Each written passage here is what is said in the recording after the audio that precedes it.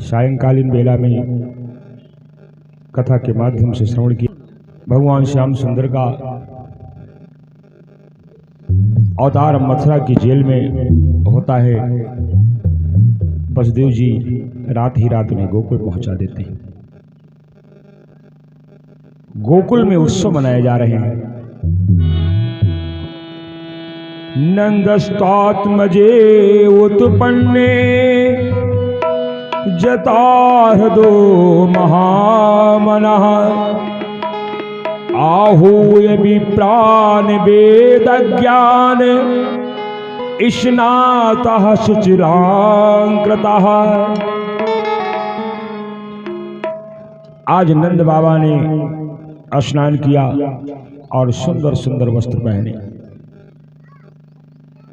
आज गोकुल की क्या दशा है, नंद जी के परिवार की क्या दशा है। एक कवि ने लिखा है कि सारा परिवार आज मिठाई बन गया। कौन क्या बना? एक कवि ने लिखा है कि बर्फी सी ब्रज नारी बनी। ब्रज की गोपिकाएं सब बर्फी बन गई। बर्फी सी ब्रजनार बनी और गुझिया सी ग्वालिन गुंजा सी ग्वाला। ओ पेड़ा से प्यारे बने बसदेव जी, रसधार सी रोहिणी रूप रसाला। नंद महीप बने नमकीन और गोकुल गोप सब गरम मसाला। क्यों कि जायो जशोदा जलेबी ऐसी रानी ने, जायो जशोदा जलेबी ऐसी रानी ने। रबड़ी सी रात में लडुआ सुलाला। जायो जशोदा जलेबी ऐसी रानी ने, रबड़ी सी रात में लडुआ सुलाला। सारा नंद का परिवार मिठाई बन गया। नंद के घर में खूब उत्सव मनाया जा रहा है। एक कवि ने लिखा है कि नंद जी के आंगना माई, नंद जी के आंगना माई मंगल बधाई बाजे। नंद जी के आंगना माई मंगल बधाई बाजे। नंद जी के आंगना माई मंगल बधाई बाजे। जी के आंगना माई मंगल बधाई बाजे। बधाई बाजे बधाई बाजे बधाई बाजे बधाई बाजे बधाई बाजे बधाई बाजे। नंद जी के आंगना माई मंगल बधाई बाजे। नंद जी के आंगना माई मंगल बधाई बाजे। नंद जी के आंगना माई मंगल बधाई बाजे।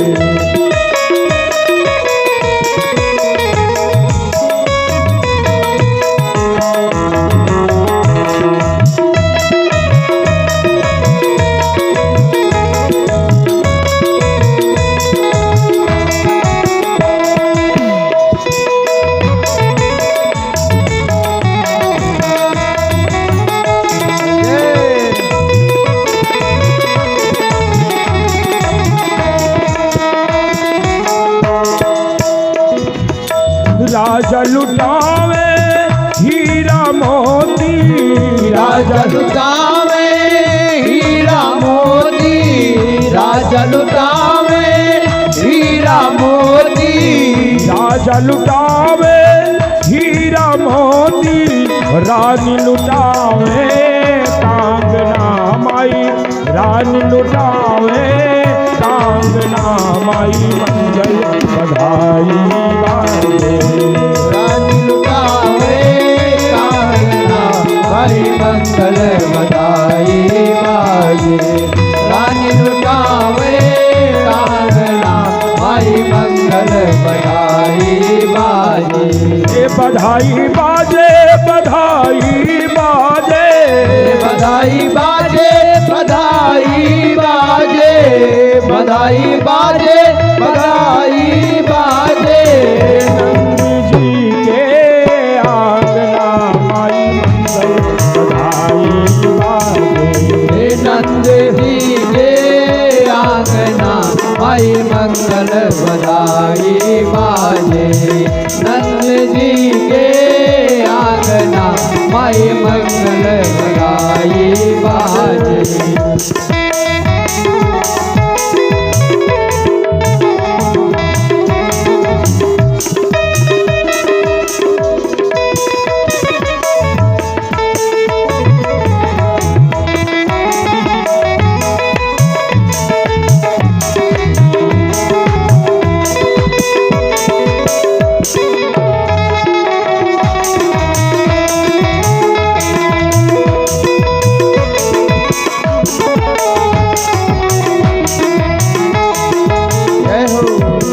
बंदी जन सब कीरत गावे बंदी जन सब कीरत गावे। बंदी जन सब कीरत गावे। बंदी जन सब कीरत गावे और वेद बाँचे बामना माई वेद बाँचे बामना माई मंगल बधाई बाजे।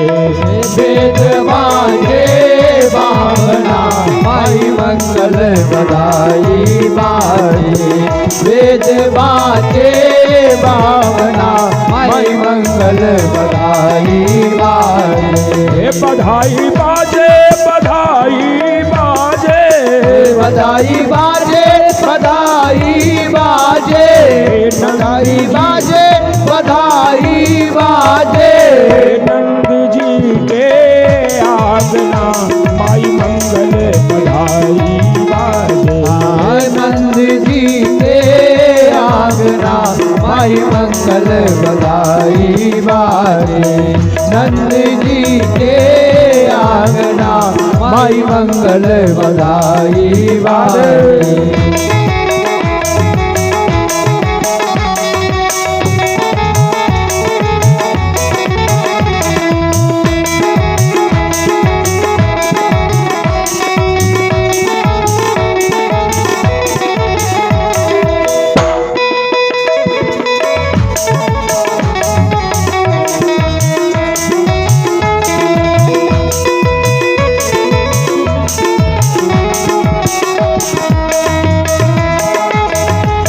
सब पंडित मिले नाम विचारे सब पंडित मिले नाम विचारे।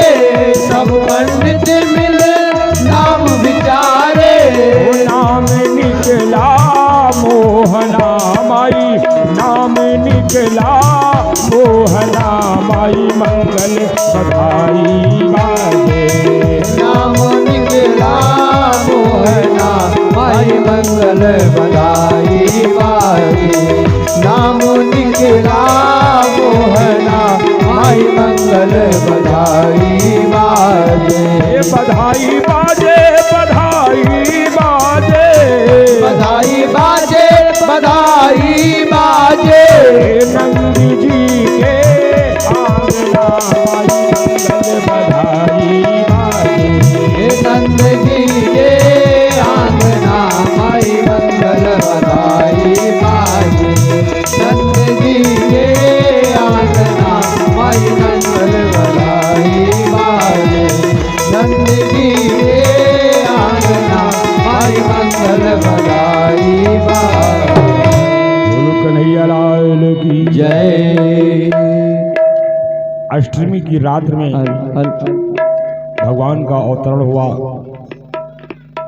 रात्रि ही में बसदेव जी ने गोकुल पहुंचा दिया और नवमी को नंद जी के यहाँ उत्सव मनाया जा रहा है।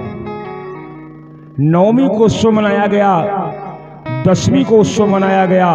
आज तिथि आ गई एकादशी। एकादशी तिथि आई। व्यास जी ने लिखा है कि गोपान गोकुल रक्षायाम निरूप मथुरा गतः नंदः कंसस्य वार्षिक्यम करम दातुम कुरुदः। पहले राज छोटे छोटे राज्यों में विभाजित था और जो चक्रवर्ती सम्राट हुआ करता था, चक्रवर्ती राजा होते थे, तो ये छोटे छोटे राजा उनको कर दिया करते थे, वार्षिक कर, जिसको हम लोग लगान कहते हैं। लगान पड़ती, राजा लोग वर्ष में एक बार बड़े राजाओं को लगान देने जाते थे। आज 1 वर्ष पूरा हो चुका था। नंदराय ने बुद्धिमान गोपों को गोकुल का रक्षा का भार सौंप दिया। अपनी बैलगाड़ियों पर हीरे मोती जवाहरात माखन आदि लेकर के और मथुरा को चलते हैं।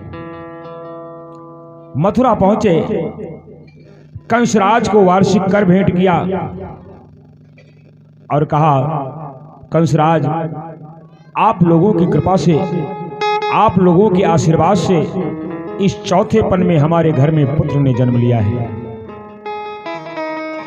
नंद ने कहा कि आप राजाओं के आशीर्वाद से चौथेपन में हमारे घर में पुत्र ने जन्म लिया है।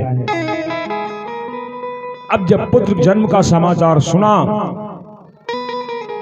राजा का कर्तव्य होता है कि पुत्र को आशीर्वाद दे।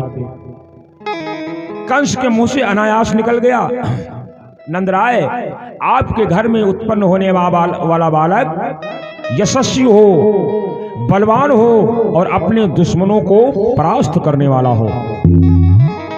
अपने ही दुश्मन को आशीर्वाद दे दिया। कंस ने आशीर्वाद दे दिया। नंदराय वार्षिक कर दे करके फिर वसुदेव जी के पास गए, क्योंकि सुना था कि वसुदेव देवकी को कंस ने जेल में डाल रखा था, 6 बेटे मार डाले थे। तो कहा जलकर अपने मित्र से मिलने। देखिए, आपके पास आपके कोई रिश्तेदार के ऊपर कोई मुसीबत आ गई है, आपका कर्तव्य बनता है कि उसके यहां जाएं, उसका हाल चाल पूछें। ये आपका कर्तव्य बनता है। और जाएं तो उसका पूछें। लेकिन आजकल होता क्या है, किसी रिश्तेदार के यहां गए हम, है वो बीमार, या फिर उसके यहां कोई घटना घट गई है, हम गए हाल चाल पूछने, चाय दाल मोट लिया, थोड़ा बहुत उसका पूछा, बस अपना बताना शुरू कर दिया। लड़के नहीं माने, हाईवे किनारे 2 बीघा जमीनों खरीद लिए, ब्याहो बहुत आतरा, लेकिन हम कहा जब तक अभी करवे ना। उसका नहीं पूछ रहे हैं, अपना बताने लगते हैं, अपनी गाथा गाना शुरू कर देते हैं। उसका पूछो, अपना मत बताओ। उसका पूछो और उसे ढाढ़स बंधाओ, उसे हिम्मत बंधाओ, ताकि दुखों से लड़ने का साहस में पैदा हो। ऐसा करना चाहिए।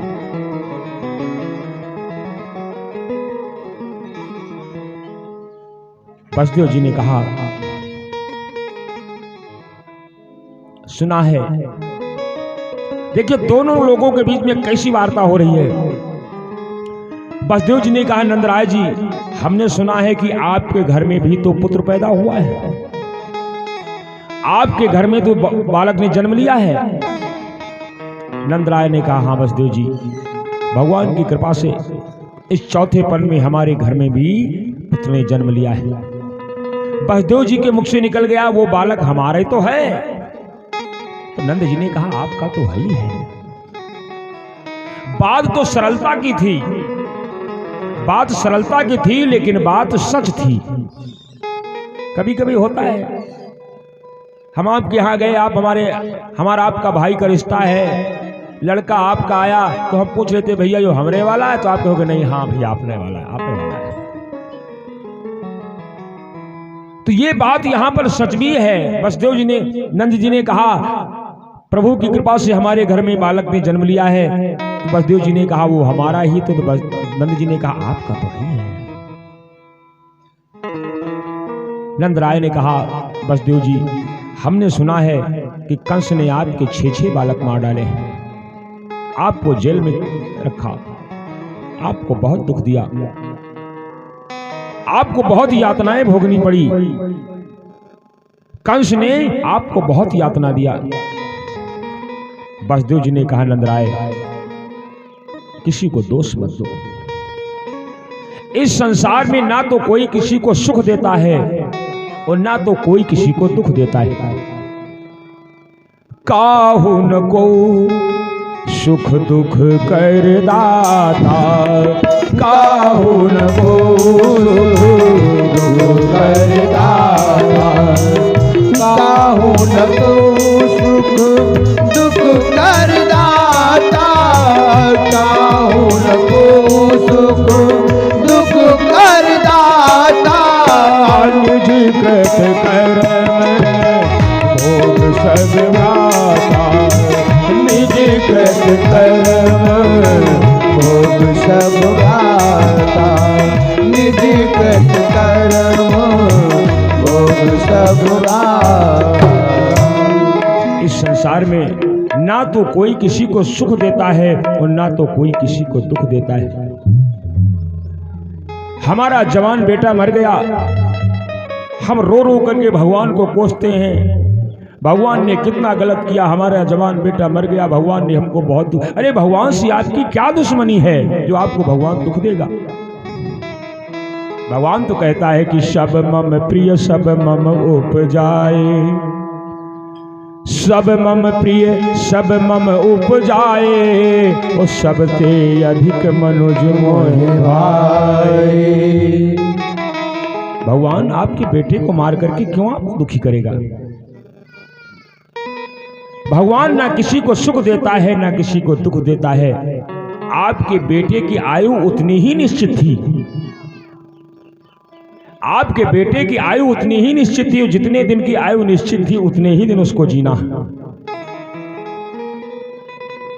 शास्त्रों में आया है कि कभी कभी आपका पुराना दुश्मन आपके घर में पुत्र के रूप में जन्म लेता है। आपका दुश्मन आपके पुत्र के रूप में जन्म लिया और अल्प आयु में उसकी मृत्यु हो गई, आपको आजीवन रोना पड़ जाता है। तो ये सब प्रारब्ध का खेल है, अपने भाग्य का खेल है। हम जैसा करते हैं वैसा फल हमको मिलता है।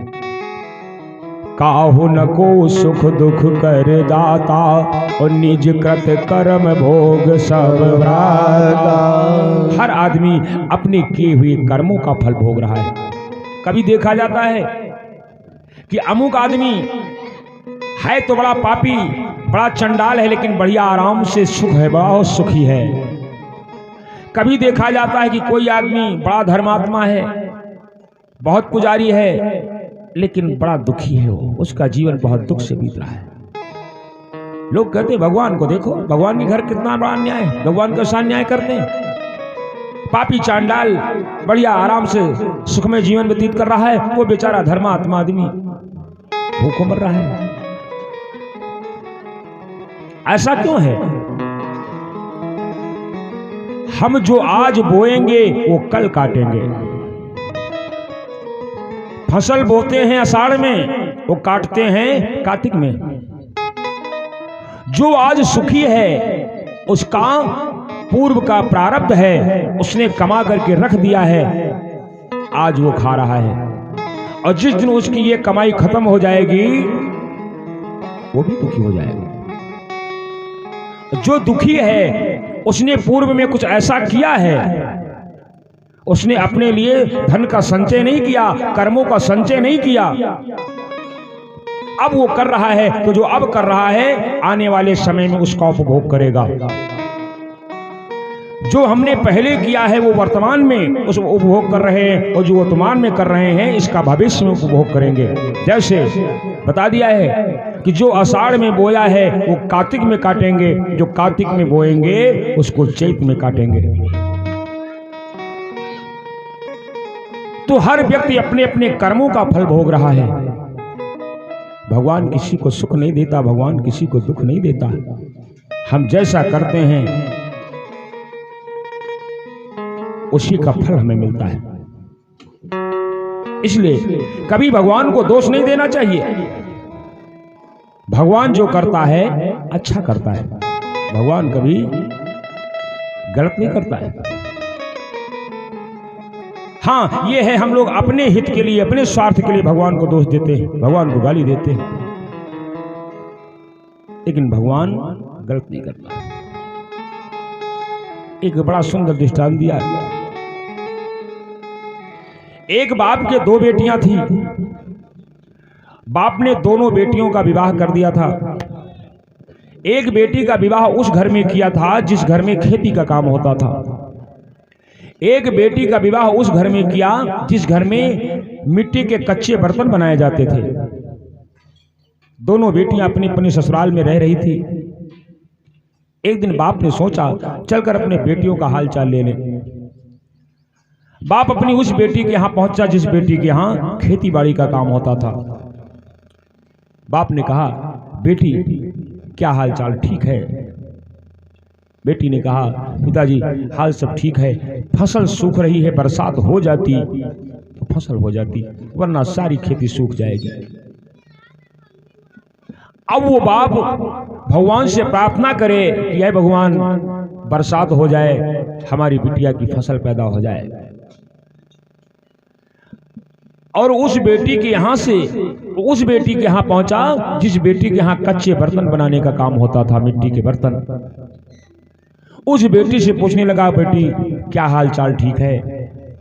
बेटी ने कहा, पिताजी हाल ठीक है, कच्चा बर्तन बहुत बना रखा है, अगर कहीं बरसात हो गई तो बहुत नुकसान हो जाएगा, भगवान अगर पानी ना बरसे तो ठीक है। अब बताओ वो बाप क्या करे? दोनों बेटियां हैं उसकी दोनों बेटियां हैं, दोनों से बराबर प्रेम है उसे। अब वो क्या करे? भगवान से कहे पानी बरसाओ कि ना बरसाओ? तो जो स्थिति उस बाप की है वही स्थिति परमात्मा की है। बरसात हो जाती है, किसी का नुकसान होता है तो किसी का फायदा हो जाता है। इसलिए भगवान के काम को कभी दोष मत दो, भगवान के काम में दोष मत निकालो। भगवान जो करता है अच्छा करता है। अपने को अगर भगवान ने दुख दिया है, उस दुख में जीने की आदत डालो। सुख दिया है तो सुख तो ही है। इसीलिए संत कहते हैं कि कोई किसी को ना सुख दे सकता ना कोई किसी को दुख दे सकता है। ऐसा गोस्वामी जी ने लिखा है कि सब व्यक्ति अपने किए कर्मों का फल भोग रहा है। एक नाव में एक बाबा जी बैठे थे। लेकिन ये दृष्टांत हमें जीने का रास्ता बताते हैं। कथाओं में इसीलिए दृष्टांतों का बड़ा महत्व है। दृष्टांत के माध्यम से हमें एक उपदेश मिलता है। भगवान के किए पर कभी कोई दोष मत निकालो। भगवान जो चाहेगा वो करेगा, तुम उसके खिलाफ कुछ कर भी नहीं सकते हो। बताया था बरसात ने विवाह किया जुलाई में, अरे कहा बढ़िया वाटर प्रूफ टेंट लगवा दो। लेकिन जब उसकी इच्छा नहीं होगी तो एक ही हवा के झोंके में तुम्हारा वाटर प्रूफ पंडाल 2 कोस दूर गिरेगा। कुछ उसके खिलाफ कर नहीं सकते हो। इसलिए उसकी मर्जी में मर्जी मिलाओ। भगवान जो करते हो ठीक है। एक बाबा जी नाव में बैठे थे। नाव में तमाम यात्री बैठे थे। नाव नदी में चल पड़ी और जैसे नाव बीच धारा में पहुंची, मल्लाह ने कहा देखिए नाव की दिशा बदल गई है, हो सकता है नाव डूब जाए। नाव डूब सकती है। अब बीच नदी में अगर मल्लाह कह दे कि नाव डूब सकती है, अब बैठे हुए यात्री पर क्या बीत रही, अब मरे अब मरे। उसी नाव में एक बाबा जी बैठे थे। बाबा ने लिया कमंडल और नदी से ले लेकर के जल नाव में डालने लगे। कहते क्या हैं कि जय सिया राम, जय जय सिया राम, जय सिया राम, जय जय सिया राम, जय सिया राम, जय जय सिया राम, जय सिया राम, जय जय सिया राम, जय सिया राम, जय जय सिया राम, जय सिया राम, जय जय सिया राम, जय सिया राम, जय जय सिया राम, जय सिया राम, जय जय सिया राम, जय सिया राम, जय जय सिया राम। अरे लोगों ने कहा बाबा ये क्या कर रहे हो, वैसे नाव डूबने वाली, तुम और पानी डाल रहे हो। लेकिन बाबा कुछ नहीं, अपनी मस्ती में जय सिया राम, जय जय सिया राम, जय सिया राम, जय जय सिया राम, जय सिया राम, जय जय सिया राम। भगवान की कृपा हुई, नाव नहीं डूबी। मल्लाह ने कहा अब नाव को कोई खतरा नहीं, नाव नहीं डूबेगी। अब बाबा ने जो कमंडल से नाव में पानी भरा था उसको उलझने लगे। जय सिया राम, जय जय सिया राम, जय सिया राम, जय जय सिया राम, जय सिया राम, जय जय सिया राम, जय सिया राम, जय जय सिया राम, जय सिया राम, जय जय सिया राम, जय सिया राम, जय जय सिया राम, जय सिया राम, जय जय सिया राम, जय सिया राम, जय जय सिया राम, जय सिया राम, जय जय सिया राम। ऐसे नाव किनारे पहुंची। लोगों ने कहा अरे बाबा हो तुम साधु हो कि शैतान हो, नाव डूब रही थी, तुम पानी डाल रहे थे। बाबा ने कहा भैया हम तो भगवान की मर्जी में अपनी मर्जी मिला रहे थे, क्योंकि उनकी मर्जी के खिलाफ हम कुछ कर भी तो नहीं सकते। जो उनकी मर्जी होगी वो कर लेंगे। तो हमने सोचा जो भगवान की मर्जी है उसमें थोड़ा सहयोग कर दें। मल्लाह ने कहा नाव डूब जाएगी। हमने सोचा भगवान नाव डुबोना चाहते, तो हमने कहा लाओ जल्दी कर दें, जल्दी डूब जाए, क्योंकि अगर उनकी मर्जी के विरुद्ध हम कुछ कर भी तो नहीं सकते हैं। मल्लाह ने कहा नाव नहीं डूबेगी, तो हमने सोचा भगवान नाव नहीं डूबाना है, तो हमने उसको पानी निकालना शुरू कर दिया। तो बंधु ये दृष्टांत एक शिक्षा देते हैं जीवन जीने का, कि भगवान जो चाहेगा करेगा, उसकी मर्जी में मर्जी मिलाओ। हमारा बेटा मर गया तो हम भगवान को कितनी गाली दें, वो जिंदा नहीं होगा, वो जी नहीं सकता है। हमारा लाखों का नुकसान हो गया, हम भगवान को कितनी गाली दें, पानी पी पी करके गाली दें, लेकिन वो नुकसान का भरपाई नहीं होगा। इसलिए उसकी मर्जी में मर्जी मिलाओ कि सारे जहां के मालिक, सारे जहां के मालिक तेरा ही आसरा है। सारे जहां के मालिक तेरा ही आसरा है। सारे जहां के मालिक तेरा ही आसरा है।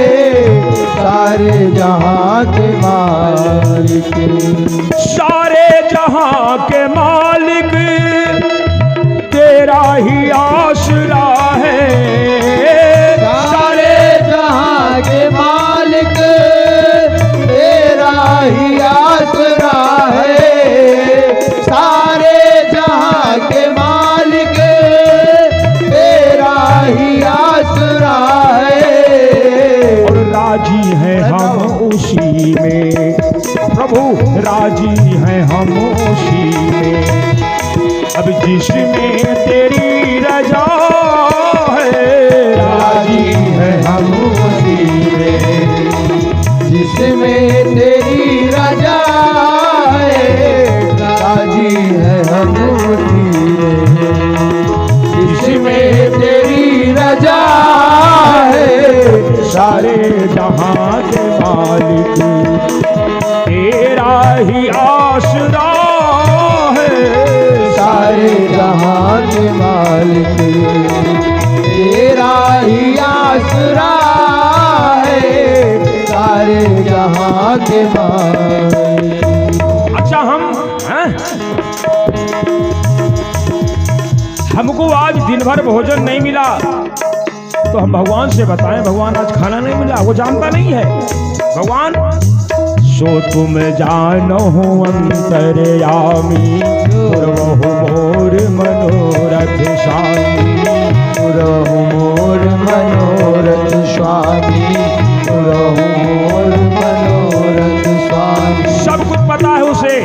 भक्त कहता है कि हम क्या बताएं तुझको, सब कुछ तुझे खबर है। हम क्या बताएं तुझको, सब कुछ तुझे खबर है। हम क्या बताएं तुझको, सब कुछ तुझे खबर है। हर हाल में हमारी भगवान तेरी तरफ नजर है। हर हाल में हमारी भगवान तेरी तरफ नजर है। हर हाल में हमारी भगवान तेरी तरफ नजर है। और किस्मत है जो हमारी, जय हो किस्मत है जो हमारी, वो तेरा ही फैसला है। किस्मत है जो हमारी, तेरा ही फैसला है। किस्मत है जो हमारी, तेरा ही फैसला है। राजी है हम उसी में, राधे जिसमें तेरी रजा है। राजी है हम उसी में, जिसमें तेरी रजा है। राजी है हम उसी में। हरि बोल।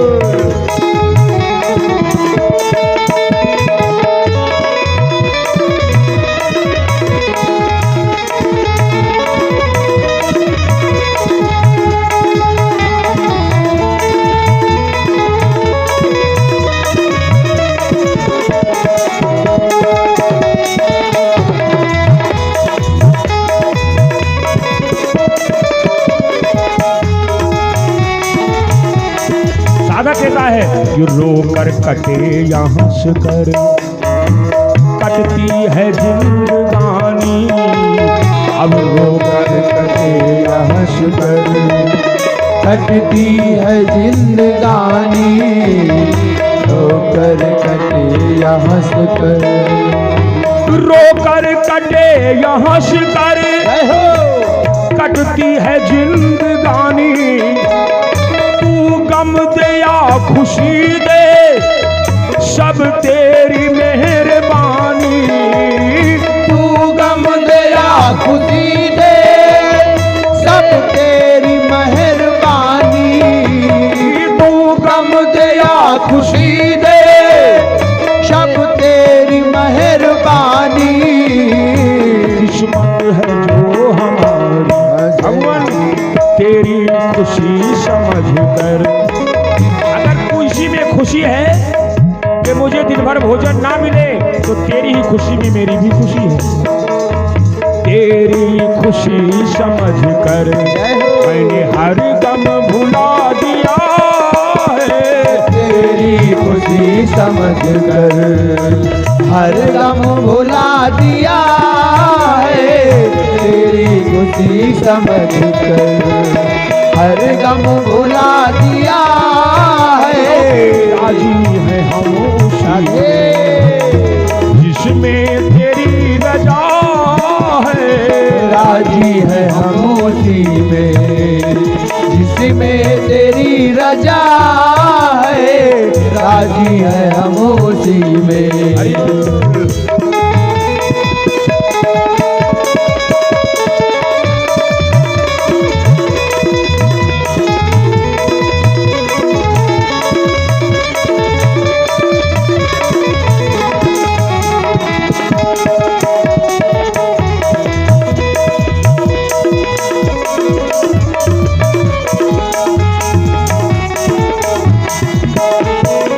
हाथों को हम दुआ की खातिर उठाएं कैसे।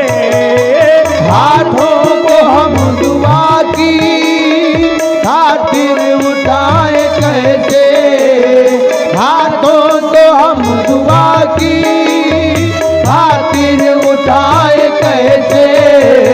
और सजदे में आके तेरे मालिक, सजदे में आके तेरे हम सर को झुकाएं कैसे।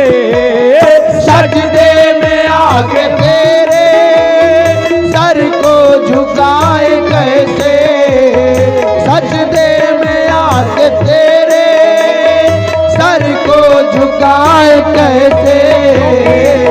मजबूरियां हमारी, मजबूरियां हमारी तू सब ही जानता है।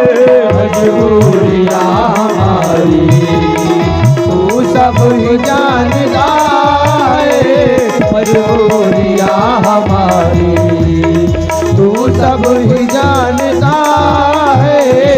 राजी है हम उसी में जिसमें तेरी रजा है, राजी है हम उसी में जिसमें तेरी रजा है, राजी है हम उसी में।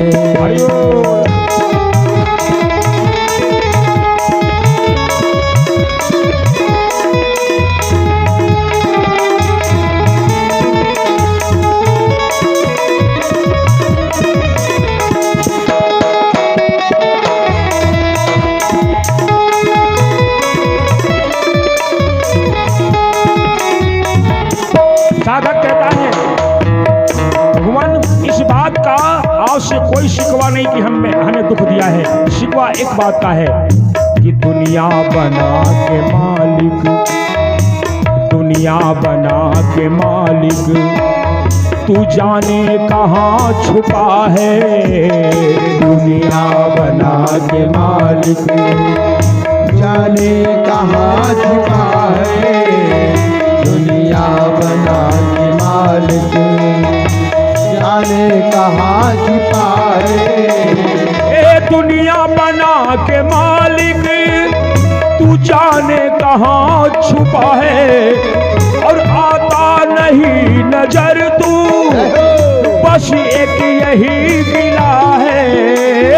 आता नहीं नजर तू बस एक यही दुआ है, आता नहीं नजर तू बस एक यही गिला है। आता नहीं नजर तू बस एक यही गिला है। और भेजा है इस जहां में, जय हो तुम्हारा प्रभुवन यही लाख लाख धन्यवाद है कि तुमने मुझे मनुष्य तो बनाया, भेजा है इस जहां में तेरा ही शुक्रिया है। भेजा है इस जहां में तेरा ही शुक्रिया है, भेजा है इस जहां में तेरा ही शुक्रिया है। और सारे जहां के मालिक, सारे जहां के मालिक तेरा ही आसरा है।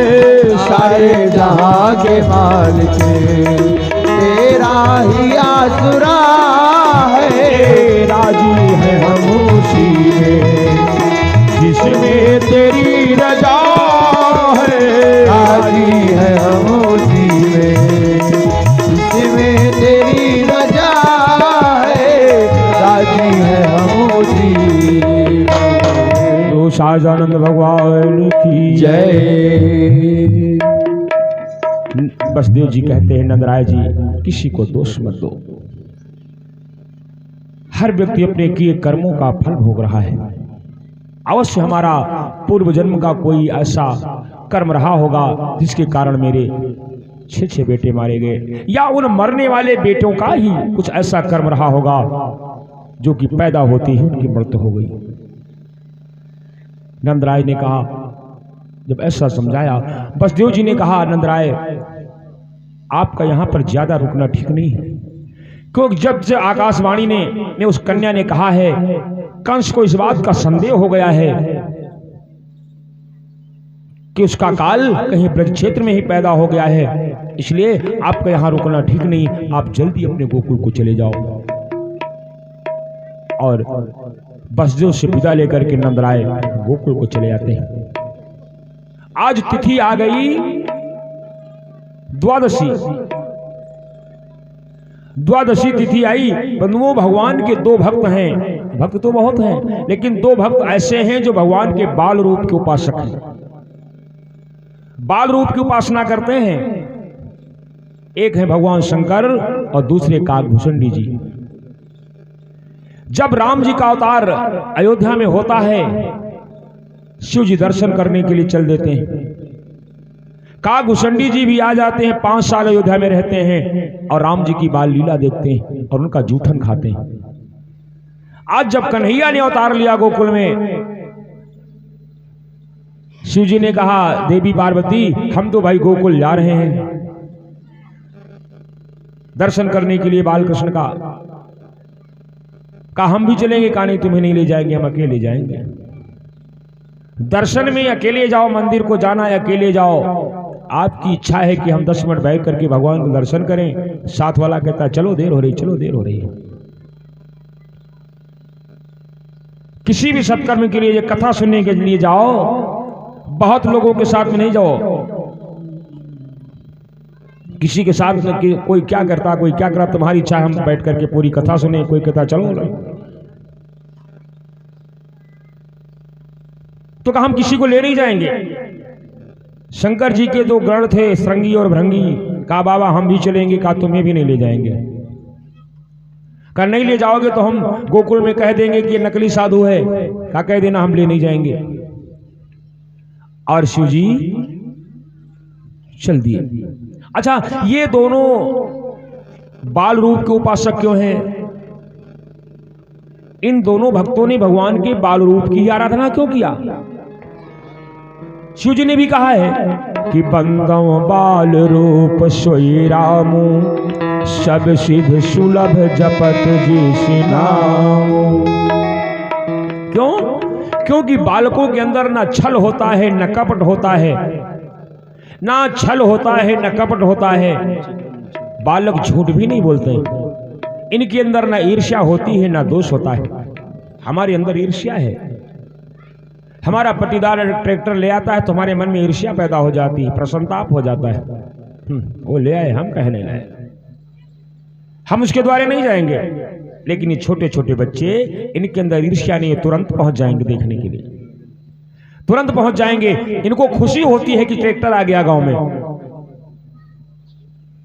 इनके अंदर द्वेष नहीं है, इनके अंदर कपट नहीं है, इनके अंदर छल नहीं है, इनके अंदर झूठ नहीं है। वो भगवान को पसंद क्या है? भगवान ने कहा है कि निर्मल मन जन सो मोहे पावा, मोहि कपट छल छिद्र न भावा। हम लोग छोटी छोटी बातों पर झूठ बोल देते हैं, और जब से मोबाइल का जमाना चल गया तब तो झूठ का तो ठेका ले रखा है मोबाइल वालों ने। बैठे कहाँ है, फला जगह है, ये कहाँ जा रहे हैं, वहां जा रहे हैं। हम लोग छोटी छोटी बातों पर झूठ बोल देते हैं, लेकिन ये बच्चे झूठ नहीं बोलते। एक बार किसी आदमी थे, कुछ पैसे का लेन देन था। वो आदमी पैसा मांगने आ गया द्वार पर। दूसरा आदमी घर में लेटा था, उसके घर में 5 साल का लड़का था। उसने कहा जा कह दे, कह दो पापा घर पर नहीं, जा बता दे। अब वो गया, कहने लगा कि पापा कहेंगे कह दो घर पर नहीं है। अब बताओ, अगर सैना होता तो कोई ऐसा कहता, लेकिन बच्चों के अंदर न कपट है, न छल है, न ईर्ष्या है, न द्वेष है। सच बता दिया। इसीलिए भगवान का रूप माने गए हैं बालक, बच्चे भगवान का रूप माने गए हैं। बच्चे मन के सच्चे, सारे जग की आंख के तारे। अरे ये वो ऐसे फूल हैं जो भगवान को लगते प्यारे, ये झूठ नहीं बोलते। इसीलिए अच्छा, दूसरी बात, इस जमाने हम हमारे आपके लिए 100-200 रुपए कोई महत्व नहीं रखता है। 100-200 रुपए पाने में हम लोगों को कोई विशेष खुशी नहीं होगी। हम लोग भगवान से मांगेंगे 100-200 रुपया मांगेंगे, करोड़ों मांगेंगे, किसी मांगेंगे लाखों मांगेंगे, लेकिन ये सवेरे जागेंगे अपा 1 रुपया। इनके लिए 1 रुपया ही बहुत बड़ी दौलत है। 1 रुपया पा जाए बस खुश हो गए। हम लोगों के लिए 100-200 कोई मतलब नहीं, इनके लिए 1 रुपया बहुत। तो इन भक्तों को भगवान का बाल रूप इसीलिए प्रिय है क्योंकि बालक थोड़े में संतुष्ट हो जाते हैं। हम लोगों को किलो 2 किलो रसगुल्ला मिल जाए और इनको एक टाफी मिल जाए, बस एक टाफी में चाहे जहां दिखाते रहो, बुलाते लिए चले जाओ, चल टाफी देंगे टाफी देंगे। इसीलिए इन भक्तों को भगवान का बाल रूप प्रिय है और बाल रूप का दर्शन करने ये दोनों भक्त आ जाते हैं। राम जी का जन्म हुआ अयोध्या में, काकभूषणी जी आ गए। काकभूषणी जी हैं कौवा, कौवा बनकर आ गए। और राम जी क्या खाते थे? राम जी खाते थे दही भात, मानस में लिखा है दही भात खाते थे राम जी। अच्छा, दही भात सान करके बच्चों को दे दो, वो खाने लगे तो कैसे खाएंगे? ऐसे खाते हैं, मुंह में लग जाएगा, आधा पेट को जाएगा, आधा बिखर जाएगा, जूठ गिर जाएगा। तो राम जी ऐसे दही भात खा रहे हैं, जूठन गिर रही है और काकभूषणी उठा करके खा रहे हैं, क्योंकि भगवान की जूठन ही तो प्रसाद है, भगवान का जूठा ही प्रसाद है। काकभूषणी भगवान का जूठा खा रहे हैं, अपने जीवन को धन्य बना रहे हैं। वही राम जी आकर के जब कान्हा बने, तो फिर काकभूषणी आ गए। किसी साधक ने पूछ लिया होगा, काकभूषणी जी आपने राम की जूठन तो खाया, कन्हैया की भी जूठन मिली, खाया? काकभूषणी ने कहा भैया वो जमाना और था, ये जमाना और है। अरे वो त्रेता युग था, त्रेता युग ऐसा युग था कि अयोध्या का राज सिंहासन 14 साल तक की खाली पड़ा रहा, कोई बैठने वाला नहीं रहा, खड़ाओं ने राज किया। समर्पण का युग था। भरत जी कहते थे राम जी से, भैया आप सिंहासन के अधिकारी हैं। राम जी ने कहा नहीं भरत, 14 साल तक तुम राज करो। समर्पण का युग था, देने का युग था। लेकिन द्वापर युग छीनने का युग, आधे हिस्से के हिस्सेदार थे पांडव, लेकिन दुर्योधन ने कहा मैं सुई की नोक के बराबर भी जमीन नहीं दूंगा बगैर युद्ध के, और अपने हिस्से के लिए पांडवों को युद्ध करना पड़ा। महाभारत जैसा युद्ध हो गया। तो काकभूषणी ने कहा हमने सोचा ये दूसरा युग है, यहाँ कोई देने वाला नहीं है, यहाँ तो छीनना पड़ेगा। फिर क्या किया? अच्छा एक चीज और देखें, राम जी क्या खाते थे? दही भात। कन्हैया क्या खाते थे? माता यशोदा रोटी लेती थी, रोटी में मक्खन लगा देती थी और उसको मोड़ देती थी, कन्हैया काट करके। अच्छा झूठ गिरेगा? नहीं गिरेगा। भात में तो गिरेगा, लेकिन रोटी में झूठ नहीं गिरेगा। खाया है कि नहीं? मक्खन रोटी खाया है? हम लोग जब छोटे छोटे थे भैंस चराने जाते थे तो वहां पर रोटी जाती थी खेत में। क्यों? तो अम्मा बढ़िया रोटी में, मोटी रोटी में बढ़िया वो लगा दें मस्का नमक और मोड़ दें, और हम लोग वहीं बढ़िया काट करके खाते थे, बहुत अच्छा लगता था। अच्छा तो जो उसको काट कर खाओगे तो झूठ गिरेगी नहीं। अब कन्हैया माखन रोटी काट करके खा रहे हैं, काकभूषणी जी महाराज बैठे देख रहे हैं, अब प्रसाद मिले, अब प्रसाद मिले, अब प्रसाद मिले, लेकिन झूठ गिर ही नहीं रहा है। तो साधक ने पूछ लिया फिर काकभूषणी जी आपने क्या किया? अरे हमने सोचा प्रसाद तो लेना है, अगर नहीं देंगे तो छीनना पड़ेगा। तो कैसे किया? इस दृश्य को हमारे हिंदी जगत के कवि हुए हैं रसखान जी, उनका नाम तो था, वो थे जात के मुसलमान थे, वो उनका नाम था सैयद इब्राहिम, लेकिन वो भगवान कृष्ण के बहुत बड़े भक्त थे रसखान जी। उनकी कविताओं में रस की खान थी, इसलिए उनका नाम उपनाम पड़ गया रसखान। रसखान जी ने लिखा है कि धूर भरे अत शोभित श्याम जो, ओ तैसी बनी सिर सुंदर चोटी, खेलत खाते फिरे अंगना, पग पैजनी बाजत पीर कछोटी, ओ वा छवि को रस खाने बिलोकत, वारत काम कला निज कोटी, ओ काग के भाग बड़े सजनी, हरि हाथ सुलई गयो माखन रोटी। काकभूषणी जी बैठे बैठे देखा, बस फट छीन लिया और छीन करके भाग गए, और पेड़ पर बैठे खा रहे हैं और कन्हैया खड़े मुस्कुरा रहे हैं। तो काकभूषणी ने सोचा कि हमको छीनना पड़ेगा, यहाँ कोई देने वाला नहीं है। तो ये दो भक्त हुए हैं भगवान के बाल रूप के उपासक। आज शिव जी ने कहा देवी हम जा रहे हैं, चल दिए गोकुल को। गोकुल को चले, अपने साधु का भेष बना लिया। अरे साधु का भेष बनाने में कुछ विशेष लगता नहीं, डमरू उनके पास था ही, त्रिशूल था ही, दिशलाएं थी ही, थोड़ा पिताम्बर तो ओढ़ लिया, साधु बन गए। पहुंच गए मैया यशोदा के द्वार पर और कहते हैं मैया हमने सुना है तेरे घर में लाला हुआ है, ये साधु तेरे लाला को आशीर्वाद दे रहा है कि जुग जुग जीवेरी जशोदा मैया तेरो ललना, जुग जुग जीवेरी यशोदा मैया तेरो ललना, जुग जुग जीवेरी यशोदा मैया तेरो ललना, जुग जुग जीवेरी यशोदा मैया।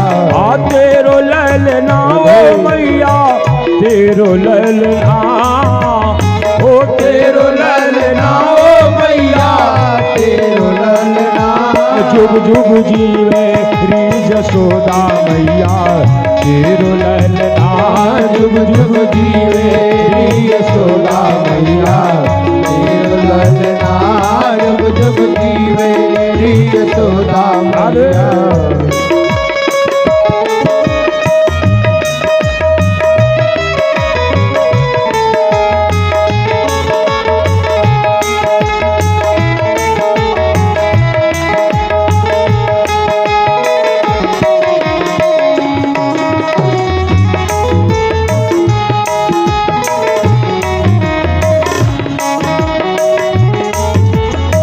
बड़ भागिन तुम मात यशोदा ऐसे सुत को जायो, बड़ भागिन तुम मात यशोदा ऐसे सुत को जायो, बड़ भागिन तुम मात यशोदा ऐसे सुत को जायो।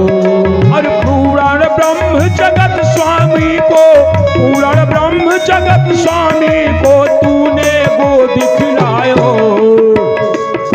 ताको डारे झुलावे मैया देखो पलना, ताको डारे झुलावे मैया देखो पलना, ताको डारे झुलावे मैया देखो पलना, ताको डारे झुलावे मैया देखो पलना ओ मैया देखो पलना, देखो पलना ओ मैया देखो पलना, जुग जुग जीवेरी यशोदा मैया तेरो ललना, जुग जुग जीवेरी यशोदा मैया तेरो ललना, जुग जुग जीवेरी यशोदा मैया।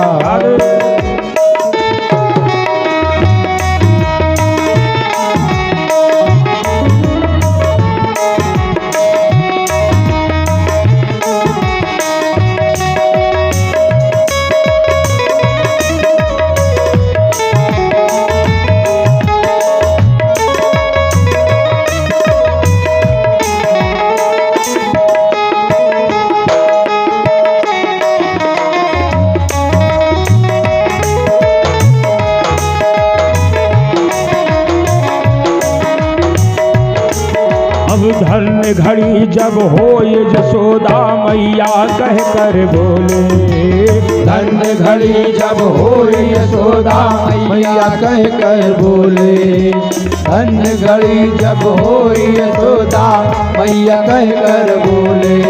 अरे नूपुर बांध तू चरणन में घुटवन घुटवन डोले, नूपुर बांध तू चरणन में घुटवन घुटवन डोले, पकड़े बाबा की अंगुलिया मैया तेरो ललना, पकड़े बाबा की अंगुलिया मैया तेरो ललना, पकड़े बाबा की अंगुलिया मैया तेरो ललना, पकड़े बाबा की अंगुलिया मैया तेरो ललना ओ मैया तेरो ललना, तेरो ललना ओ मैया तेरो ललना, जुग जुग जीवेरी यशोदा मैया तेरो ललना, जुग जुग जीवेरी यशोदा मैया तेरो ललना, जुग जुग जीवेरी यशोदा मैया। यशोदा मैया ने किसी गोपी ने कहा मैया कोई साधु आया है द्वार पर। मैया ने कहा गोपी ले जा, हीरा मोती जवाहरात ले जा, बाबा को दे दे रे, संतों के आशीर्वाद से ही तो चौथे पन में पुत्र हुआ है, ले जा। वो गोपी लेकर के आई हीरे मोती जवाहरात, ले लो बाबा। बाबा ने कहा मुझे भिक्षा नहीं चाहिए। फिर कहा मैं तो तुम्हारे यहाँ जो लाला हुआ, लाला का दर्शन करने आया हूँ, तो भिक्षा नहीं लूंगा। गोपी लौट कर गई, मैया साधु बाबा कहते मैं भिक्षा नहीं लूंगा, मैं लाला का दर्शन करूंगा। मैया दौड़ी दौड़ी गई, यशोदा कहा है बाबा अगर भिक्षा कम हो तो और दे दे, भूखे हो तो भोजन करा दे। कहते हैं जो चाहे सो ले ले बाबा, भोजन साज सजाओ। जो चाहे सो ले ले बाबा, भोजन साज सजाऊं। जो चाहे सो ले ले बाबा, भोजन साज सजाऊं। नहीं भैया मैं तो लाला देखूंगा। तो मैया ने कहा फिर मैं तो लाला नहीं दिखाऊंगी। क्यों? कि रूप देख डर जाएगा लाला, रूप देख डर जाएगा लाला, रूप देख डर जाएगा लाला। तुम्हारे गले में काले काले नाग है ना, मेरा छोटा सा लाला डर जाएगा। रूप देख डर जाएगा लाला, मैं लालन नाई दिखाऊं। वाकी बारिशी उमरिया बाबा मेरो ललना, वाकी बारिशी उमरिया बाबा मेरो ललना। वाकी बारिशी उमरिया बाबा मेरो ललना। वाकी बारिशी उमरिया बाबा मेरो ललना, ओ बाबा मेरो ललना, मेरो ललना, ओ बाबा मेरो ललना।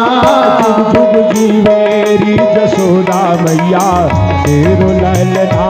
जुग जुग जीवेरी यशोदा मैया मेरो ललना। जुग जुग जीवेरी यशोदा मैया मेरो ललना। अब पड़ गई बात, यशोदा मैया कहती मैं लाला दिखाऊंगी नहीं, भोले बाबा कहते मैं बगैर लाला देखे जाऊंगा नहीं। दोनों अपने अपने जिद पर अड़े हैं। मैया ने कहा क्या कर लोगे, जाओ नहीं दिखाऊंगी। शिव जी नंद बाबा के द्वार पर के समाधि लगा कर बैठ गए। समाधि में बैठ गए और जाप चल रहा है, जय श्री कृष्ण जय श्री कृष्ण जय श्री कृष्ण जय श्री कृष्ण। बाल कृष्ण छोटे से कान्हा पालने पर सोए हुए हैं। कान्हा ने सोचा कि ये भोले बाबा अपनी जिद पर अड़ा है, बगैर देखे जाएगा नहीं और मैया दिखाएगी नहीं। लाओ कुछ ऐसा करें क्योंकि भोले बाबा को मेरा दर्शन हो जाए। अब छोटे से बाल कृष्ण पलने में रोने लगे। मैया उठाती, यशोदा ने उठाया, अपना स्तनपान कराने लगी, दूध पिलाने लगे, लेकिन कान्हा दूध नहीं पी रहे, रोते जा रहे हैं, रोते जा रहे हैं। मैया अरे गोपी देख देख दासी क्या हो गया, आज लाला दूध नहीं पी रहा है। गोपी ने कहा मैया वो जो बाबा आया था उसने कोई जादू कर दिया है, वो द्वार पर बैठा है, उसके मुंह से कोई टोना पड़ रहा है, जादू पड़ रहा है। अच्छा माताओं को अपने बेटे पर के टोना लागने की बड़ी चिंता होती है, कहीं इनको किसी की नजर न लगे, किसी का टोना न लगे, इसकी बड़ी फिक्र होती है। इसके लिए व्यवस्था भी तमाम करती हैं। देखिए छोटे से बच्चे को नहलाएंगी धुलाएंगी, बढ़िया चुटिया उटिया बांध देती हैं, झबला पहना देती हैं, उसके बाद यहाँ पर करिखा लगा देती हैं, करिखा लगा देती यहाँ पर ताकि नजर न लगे। इतने भी मन नहीं भरता है के बाद थूक देती, थू थू कर देती, जूठा कर देती ताकि इसको किसी की नजर लगने की बड़ी चिंता। अगर किसी दिन बालक ने दूध नहीं पिया, रोने लगा, आज हमका लागत हुआ कोयलेवा कार घूर घूर देकर रही, वह टोना लगा दे, आज हमारे भैया दूध नहीं पीते। नजर लगने की बड़ी फिक्र होती।